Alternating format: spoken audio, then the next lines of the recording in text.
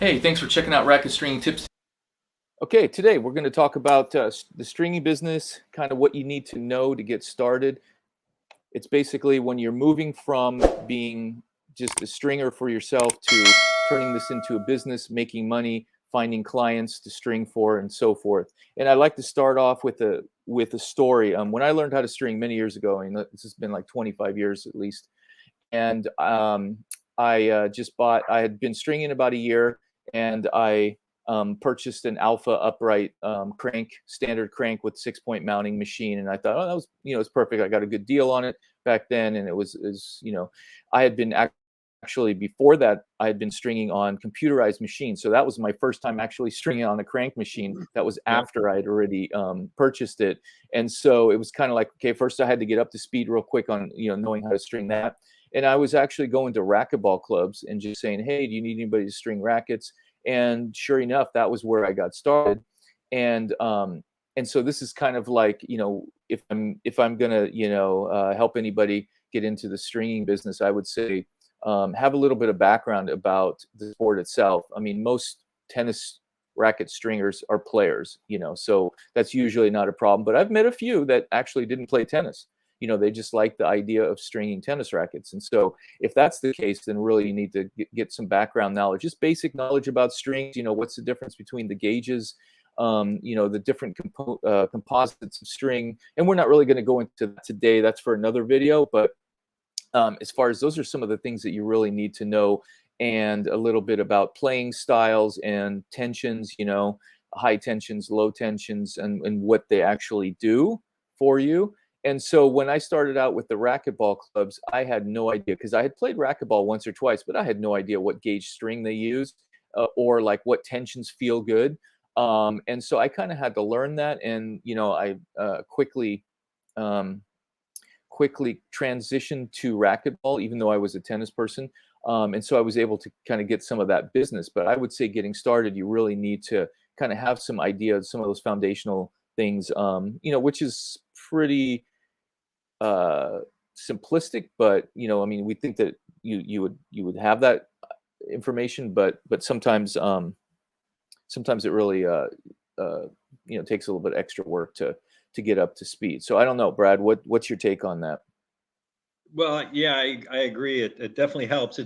I had a tennis background also and just started stringing because it was a way for the family to save a lot of money. Hmm. Instead of paying someone 18, 19 bucks to string my racket, we could buy a stringing machine for 150 bucks and a set of strings for $2 or $2.50 and string it ourselves. And when you're breaking 20, 30, 40 rackets a year at that age that I was playing, when I was 14, 15, it's a bit of a savings. So it is, like you said, most of the players I know, most of the stringers I know were players, but I think you don't have to be a player to be a great stringer. In many cases, I think you can be a more knowledgeable stringer um, by not being a player, because if you're not a player and you want to learn how to string, you're probably going to study pretty hard and learn exactly how to string and maybe do some courses.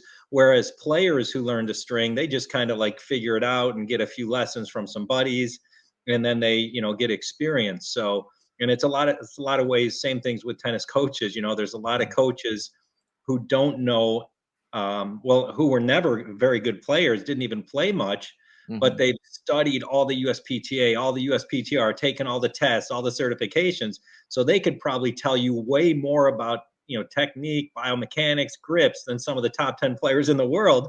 But who would you rather take a lesson from? Roger Federer, or someone who's got like 25, master teaching licenses, or what I mean, Hmm. certifications. So, but I don't know. I went off a little bit on a tangent, but I think just a basic knowledge is important with stringing and stuff. And then, there's a lot. We talked last show, about a lot of resources that are out there to learn how to become a better stringer, this and that. Right. Yeah. Last week, I think we specifically stuck with the certifications, the organizations that have certifications and are the trade organizations. And I think there's a lot more resources beyond that. And I think we're going to talk about that in another video as part of this series. But I think for today, it's like I just wanted to really emphasize the switching over from just stringing a racket from yourself to doing it for others. It's kind of a big shift, and I think it's also a mind shift that you have to realize. And you're stringing at home by yourself, and you're like, oh, okay, if you make a mistake or you're off, you can kind of just undo it and kind of make it work. Or it's like, all right, I'll just deal with it, even though it's not perfect. Next time I'll do better at it. Right. Or like, what is this pattern? What is this pattern? And then you're like trying to figure. You're sitting there for 10-15 minutes trying to figure out this pattern, and so that right there is kind of an area where you really need to get up to speed so that you don't waste time and waste money on strings. And then I know the first time when because I actually for a while I had moved my machine into a club, right, into a racquetball club facility. And so when I was doing it at home, I would just bring the rackets home. I'd do it at home just on my own time, and I could kind of learn as I'm going along, right? But when you have it at a club and somebody comes up to you and says, hey, can you string this for me? And they're going to stand there and wait for it.